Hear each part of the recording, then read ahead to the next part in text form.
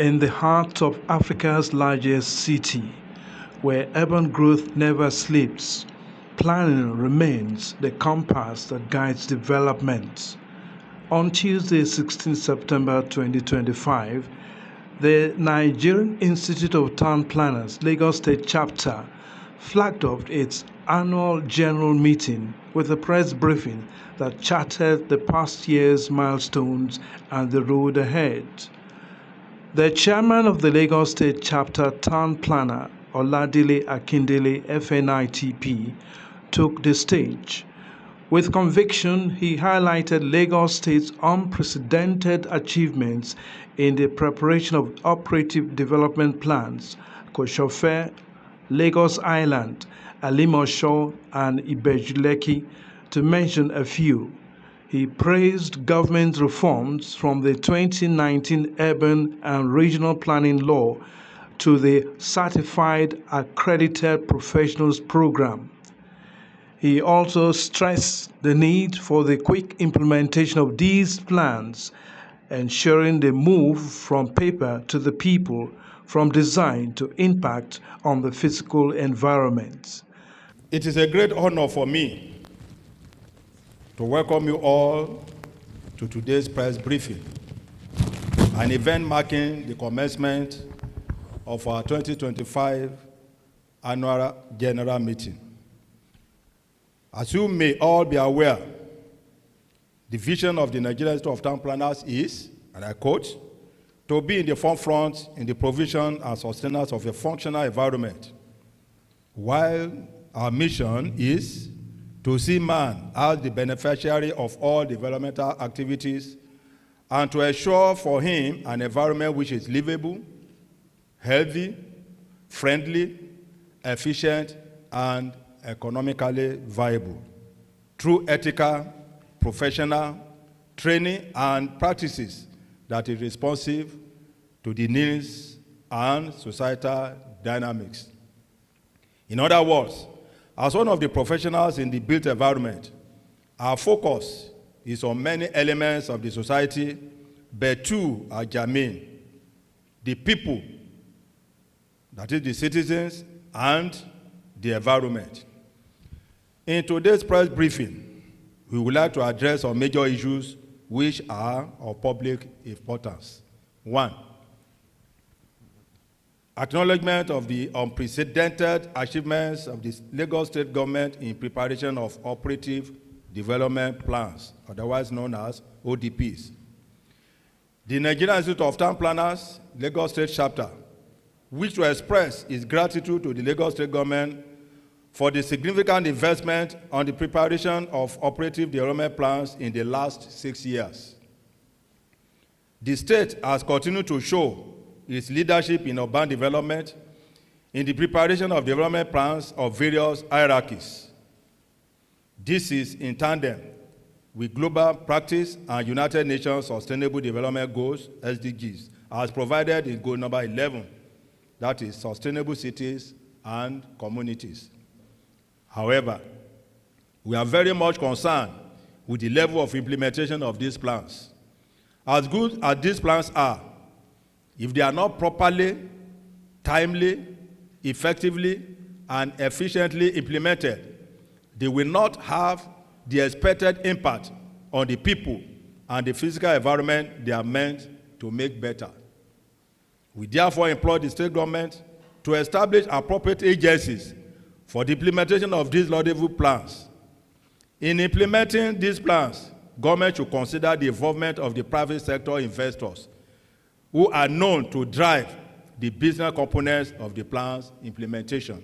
Town Planner Akindele called for the revival of local planning authorities to foster grassroots participation. 2, establishment and strengthening physical planning at the local government level. The local government has variously been described as the closest to the people. Similarly, at the global level, it has been stated that physical planning will be most effective if carried out with active involvement of critical stakeholders at the community level.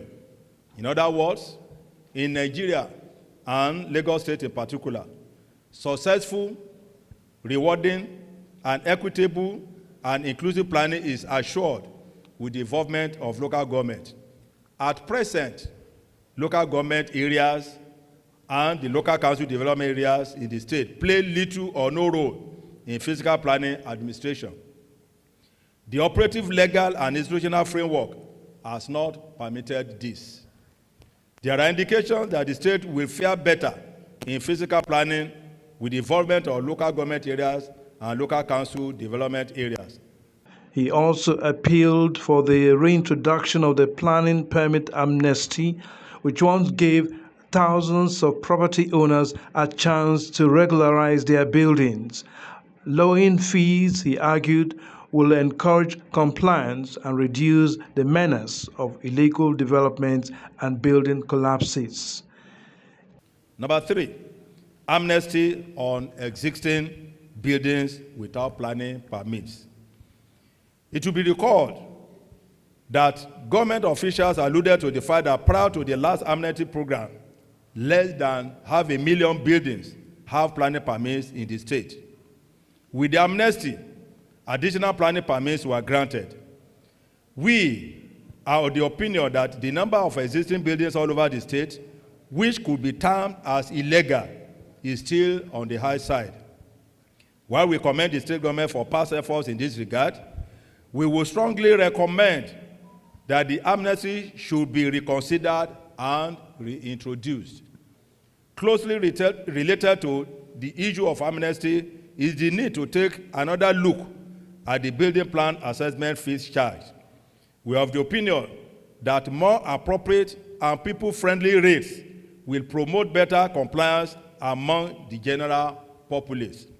We would like to appreciate the present administration of Governor Babajide Sanwo-Olu, our action governor, for employing many of our young town planners into the public service.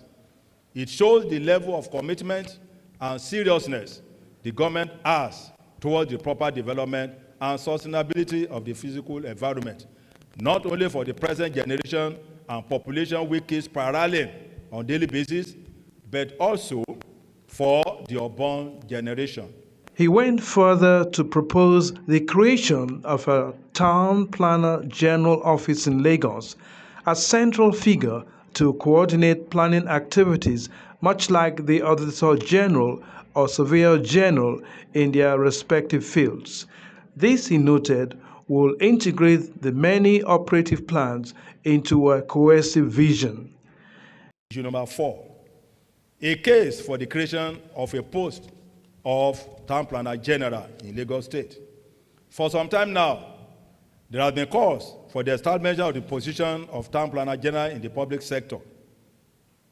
This is considered relevant and necessary for the proper coordination of planning activities in the state, as well as effective integration of all ODPs, that is, operative development plans, spread across the state. This will provide a centralized and coordinated solution to the challenges raised at the maiden edition of the Physical Planning Summit held in 2024, with the theme, Rethinking Lagos, a new vision for a regional and integrated mega city. It is now necessary and timely too to create the position of a Town Planner General in Lagos State. After all, we have Tutor General, we have Auditor General, Accountant General, Surveyor General, and so on and so forth. So having a Town Planner General should not in any way be difficult.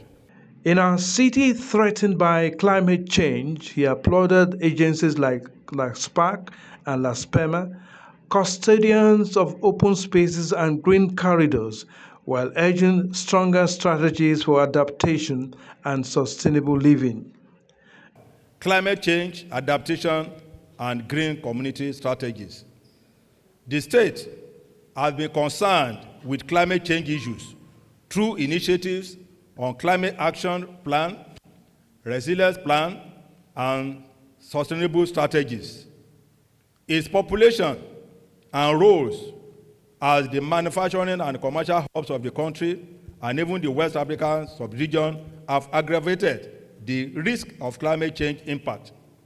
notwithstanding, the state's effort at combating climate change phenomenon, the results have been minimal, as there seems not to be effective synergy between agencies of government with responsibilities for all elements of nature, that is land, the water, air, soil, and vegetation.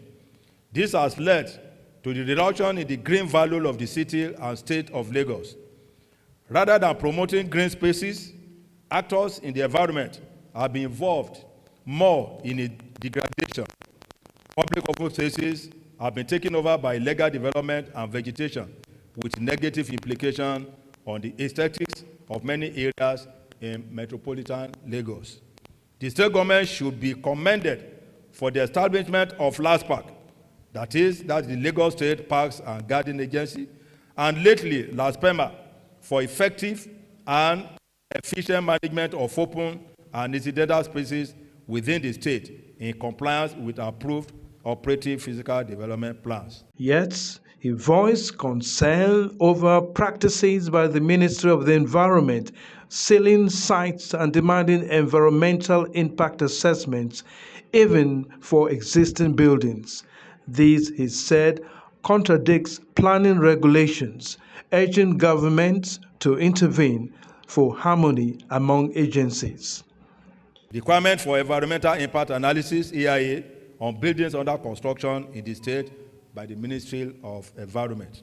The Lagos State Urban and Regional Planning and Development Law of 2019 as amended, and the Lagos State Physical Planning Permit Regulations, as well as the Lagos State Building Control Agency Regulations, clearly state all conditions required for the grant of planning permit for all types of buildings and developments in the state.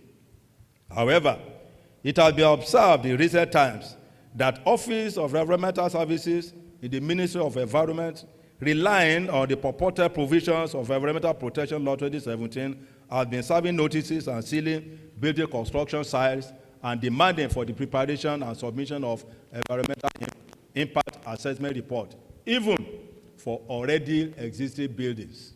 Implementation of the communique from the inaugural Physical Planning Summit of 2024. Lagos State Government set the pace for other state governments in October last year, that is 2024, by successfully hosting the Lagos Physical Planning Summit. The event brought stakeholders in physical planning and urban development in the state, especially the top policymakers, developers, and financial institutions.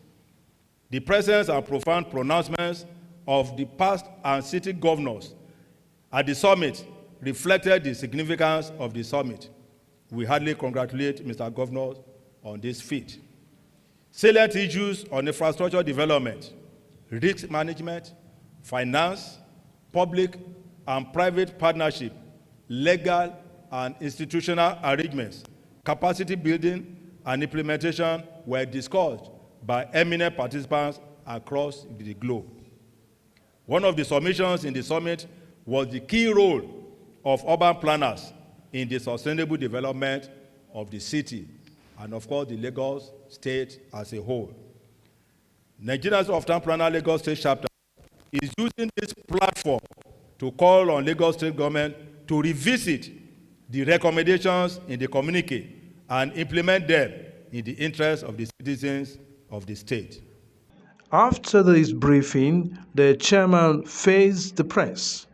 Questions flew from media crews about planning permits, land regularization, and the future of Lagos planning. Calmly and clearly, he responded, assuring the public of the Institute's role as a watchdog, an advisor, and a partner in progress. As the sun sets on the day's events, one reminder echoed. The AGM holds on Thursday, 18th September 2025, a convention of minds dedicated to integrating planning, policy, and people for a sustainable Lagos.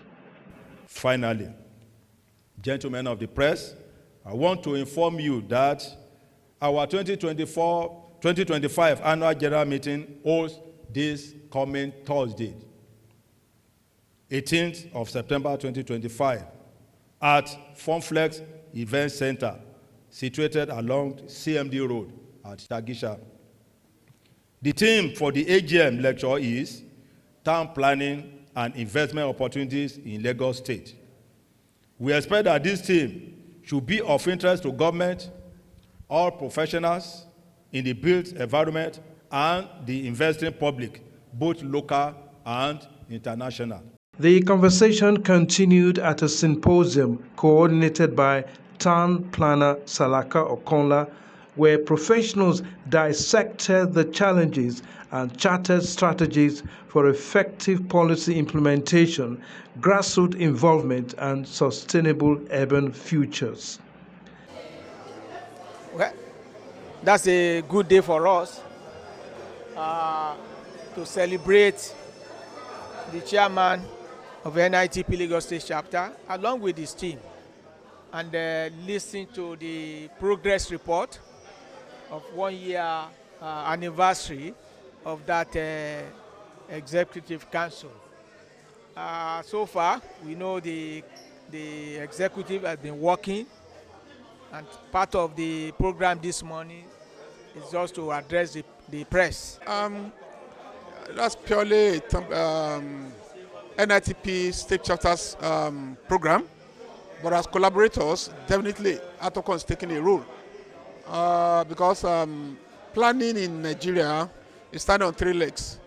1 is NITP, 2 is TopRec, and 3 is Atocon.